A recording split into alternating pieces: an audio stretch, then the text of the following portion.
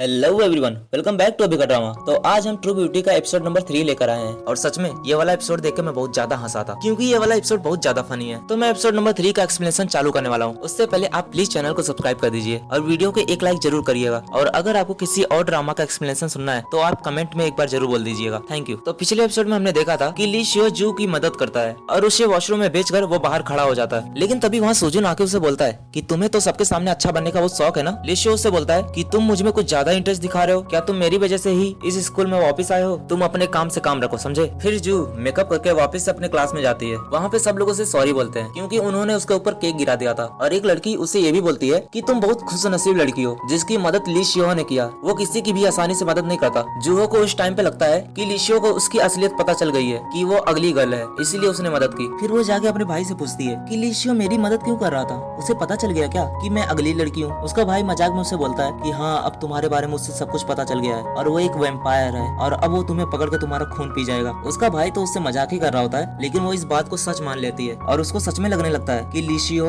एक वैम्पायर है। और तभी हम ली शियो को देखते हैं जो कि कुछ ड्रिंक पीते पीते अपने क्लास में जा रहा होता है। तभी कुछ लड़के उससे टकरा जाते हैं और उसका कोल्ड ड्रिंक उसके ऊपर गिर जाता है, जिसकी वजह से जू को लगता है कि ये तो सच में वैम्पायर है। वो उसे वैम्पायर जैसा ही दिखने लगता है और वो चिल्ला के वहाँ से भागती है। ली शियो उसके पीछे पीछे आता है और उसे बोलता है क्या हुआ, तुम मुझसे डर के इतना भाग क्यों रही हो? क्या तुमने कोई गुनाह किया है? फिर वो बोलता है कि ये लो, सर ने मुझे तुम्हारी बुक वापस करने के लिए बोला था और वो बुक उसे देकर वहाँ से चला जाता है। फिर जू अपने घर जाते वक्त उस बुक स्टोर के सामने से गुजर रही होती है और ली शियो उसे देखता है। फिर जब वो घर पहुँचती है तो ली शियो उसे कॉल करता है। वो कहता है कि जल्दी से बुक स्टोर आ जाओ। वो पहले मना करती है लेकिन वो बोलता है कि जब तक तुम बुक स्टोर आओगी नहीं मैं यहीं बैठा रहूंगा। और वो जल्दी से मेकअप उतार के बुक स्टोर चली जाती है। उससे अभी भी डर लग रहा होता है कि वो एक वैम्पायर है। ली शियो उसे खाने का कुछ सामान देता है। वो कहता है ये लो, मुझे कॉमिक बहुत पसंद आया इसलिए मैं तुम्हें दे रहा हूँ। जो बोलती है वाह, तुम्हारा ड्रेस तो बहुत अच्छा है, ये ड्रेस मैंने पहली बार देखा है, तुम्हारा स्कूल बहुत अच्छा होगा ना। ये बोलकर वो वहाँ से जाने लगती है। तभी ली शियो बोलता है कि मैंने तुम्हारी जैसी लड़की आज तक नहीं देखी, तुम्हें तो ढंग से एक्टिंग भी करना नहीं आता, क्योंकि मैंने स्कूल में एक ऐसी लड़की देखी है जो कि बिल्कुल तुम्हारे जैसी दिखती है। और ये सुनकर जू एकदम से डर जाती है। वो घबरा जाती है कि इसे पता चल जाएगा। वो बोलती है कैसे स्कूल? मैं नहीं जानती कोई स्कूल यहाँ पे है। फिर वो स्कूल का नाम बताता है तो जू बोलने लगती है अरे वो तो मेरी कजिन सिस्टर है, वो बिल्कुल मेरे जैसी लगती है। फिर ली शियो बोलता है कि मुझे तुम्हारा फोन नंबर स्कूल के रजिस्टर में से मिला है, मुझे किसी ने दिया नहीं था और मैंने स्कूल वाली लड़की को फोन किया था जबकि मिलने तुम आई थी। इसका मतलब तुम और वो लड़की एक ही हो। अभी तक ली शियो थोड़ा कंफ्यूज रहता है। फिर वो उसका चश्मा और उसका हेयर बैंड निकाल के देखने लगता है उसे। और तभी वहाँ जू की मॉम आ जाती है और उसे उसके स्कूल के नाम से पुकारती है, जिससे ली शियो पूरी तरीके से श्योर हो जाता है कि ये लड़की वही है। फिर जू बोलती है कि हाँ, मैं वही लड़की हूँ। तो तुम मुझ पे क्या केस करोगे? और उसके ऊपर चिल्ला के वहाँ से भाग जाती है। और घर जाके वो बहुत मायूस हो जाती है और वो सोचने लगती है कि मेरी जिंदगी के साथ इतना बुरा क्यों हो रहा है। और वो सोचने लगती है कि मेरे ही जिंदगी के साथ ऐसा क्यों होता है और अब तो स्कूल में सबको पता चल जाएगा कि मैं कितनी अगली दिखती हूँ और फिर वापस से मेरा कोई दोस्त नहीं रहेगा। शिवा अपने घर जाकर उसका हेयर बैंड लेकर कुछ सोचने लगता है और वो फ्लैशबैक में जाता है और हमें पता चलता है कि जब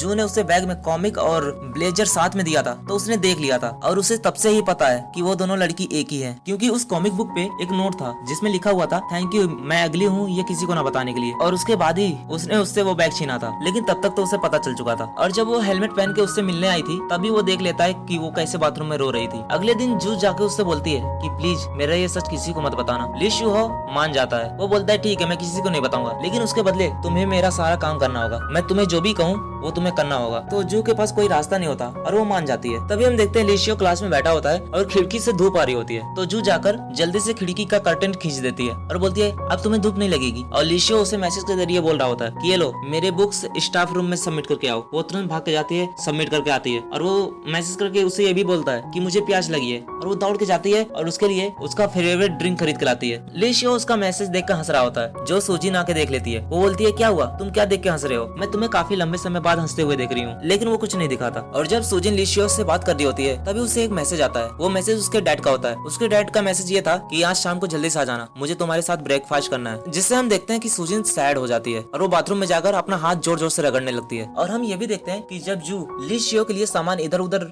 लेने के लिए भाग रही होती है तभी वो बीच में सियोजुन से भी टकराती है। सियोजुन उससे बोलता है कि मेरा हेलमेट किधर है? वो बोलती है कि मैं तुम्हें कल लाके दे दूंगी। लेकिन जब वो घर जाती है तो उसे पता चलता है कि उसके भाई ने उसका हेलमेट बेच दिया है और वो उसे बहुत मारने लगती है और वो बहुत ज्यादा परेशान हो जाती है। और तभी उसे ली शियो का मैसेज आता है और मैसेज के हिसाब से उसे गार्डन में जाकर ली शियो से मिलना है और वो भागकर उसके लिए निकल जाती है और उसका सामान देकर बिना बात किए वो जल्दी से वहाँ से भाग भी जाती है। अब जू के पास उसका हेलमेट तो नहीं है तो वो सियोजुन को जाकर एक लेटर देती है। सियोजुन के दोस्त बोलते हैं वाह, एक लड़की ने तुम्हें लव लव लेटर दिया है और सभी लोग चिल्लाने लगते हैं। जू तो लेटर देके वहाँ से भाग जाती है, लेकिन जब सियोजून उसे खोल के पढ़ता है तो उसमें लिखा होता है कि पेशेंस रखना एक अच्छी बात होती है। तुम्हारा हेलमेट मेरे भाई ने ऑनलाइन भेज दिया है, तो 1 हफ्ते में मैं तुम्हारा हेलमेट खोज के तुम्हें दे दूंगी, तब तक लिए प्लीज मुझे मानना मत। और जो जब स्कूल में होती है तभी उसे लिशियो का मैसेज आता है और जल्दी से भाग के वो उसकी तरफ जाने लगती है। तो सूजिन सोचती है कि बार बार ये भाग के कहाँ जाती है, आजकल कुछ ज्यादा ही ये भाग रही है। और जो जब लिशियो से मिलने जा रही होती है तभी वो रास्ते में शियोजून से टकरा जाती है और वो उसे सॉरी बोल के आगे चली जाती है। और तभी सूजिन आगे उसे देख लेती है और उसे लगता है कि शायद शियोजून उसे परेशान कर रहा है। तो वो सूजिन के गैंग के पास जाती है और वो जाकर उनपे चिल्लाती है कि एक नई आई ट्रांसफर लड़की को तुम लोग परेशान कर रहे हो, अगर तुमने उसे वापस से परेशान किया तो मुझसे बुरा कोई नहीं होगा।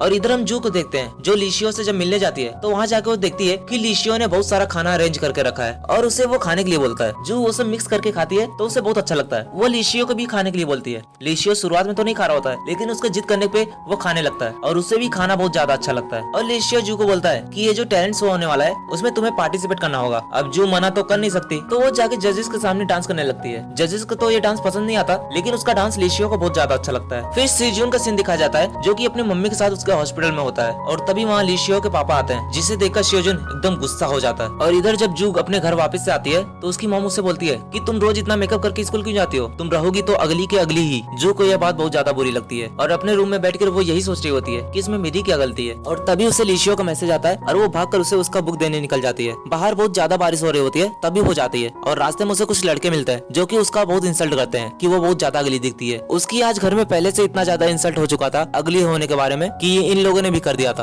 वो लिशियो के पास जाकर उसका सामान देती है। लिशियो बोलता है कि तुम्हारे पास अम्ब्रेला नहीं था क्या जो तुम भीग के आ रही हो। जो तो पहले से उससे परेशान थी, तो वो बोलती है कि नहीं था तो नहीं, अगर तुम्हें चाहिए तो तुम्हारे लिए लेकर आती हूँ। शियो बोलता है कि क्या हो गया तुम्हें, तो वो उसके ऊपर भड़क जाती है। वो बोलने लगती है मैं अगली हूँ तो इसमें मेरी क्या गलती है, क्या अगली दिखना इतना बुरी बात होती है, अगर भगवान ने मुझे ऐसा ही बनाया है तो मैं क्या कर सकती हूँ। मेरी मॉम मुझे डांटती रहती है, मुझे सब लोग डांटते रहते हैं और तुम भी मेरे अगली होने का फायदा उठा रहे हो। तुम मुझसे इतना सारा काम करवाते हो मेरा राज छुपाने के बदले में, मेरे साथ इतना बुरा क्यों होता है। शियो देखता है कि उसके पैर में चोट लगी है और लिशियो को भी बुरा लगता है कि उसने उसके साथ अच्छा नहीं किया और वो उसे वहाँ बैठने के लिए बोलता है और वो दौड़ के जाके स्टोर से दवाई खरीद के लाता है। और तभी सियोजून भी उसे देख लेता है और लिशियो जाके जू के चोट को दवा लगाने लगता है और ये सब सियोजून देख रहा होता है, लेकिन वो ये सब बहुत गुस्से से देख रहा होता है। उसे ये बात बिल्कुल भी नहीं पसंद आ रही होती है, लेकिन वो यहाँ उस लड़की का फेस नहीं देख पाता। लेकिन जब अगले दिन वो स्कूल आता है तो वो वहाँ आके देखता है कि जू के पैर में उसी जगह बैंडेज लगा है जहाँ कल लिशियो दवा लगा रहा था। तो उसे पता चल जाता है कि हो ना हो यही वो लड़की है और उसे उन दोनों का साथ रहना अच्छा नहीं लगता। वो लिशियो के पास आके बोलता है कि अपने दोस्त को मारने के बाद तुम बहुत खुशी से जिंदगी बिता रहे हो और वो उसके खाने के प्लेट गिरा देता है और उसके बाद वो जू के बगल में जाके बैठ जाता है। जू बोलती है तुम्हें हेलमेट चाहिए ना, इसीलिए तुम यहाँ के बैठे हो, वो तो मैं तुम्हें बाद में लौटा दूंगी। लेकिन सियोजून बोलता है नहीं, मैं बस तुम्हारे साथ खाना खाना चाहता हूँ। और तभी लिशियो आके उसका कॉलर पकड़ लेता है और यहीं पे ये वाला एपिसोड खत्म होता है। तो अब तक हमने देखा है कि एक अगली लड़की जिसका स्कूल में सब लोग बुली करते थे, अब उसी के लिए स्कूल के सबसे 2 हैंडसम लड़के आपस में लड़ने वाले हैं। तो मिलते हैं एपिसोड नंबर 4 में, तब तक लिए चैनल को प्लीज सब्सक्राइब कर दीजिएगा और बेल नोटिफिकेशन प्रेस करना मत भूलना। और वीडियो जरा भी पसंद आई हो तो एक लाइक और कमेंट करके जरूर जाना। Thank you.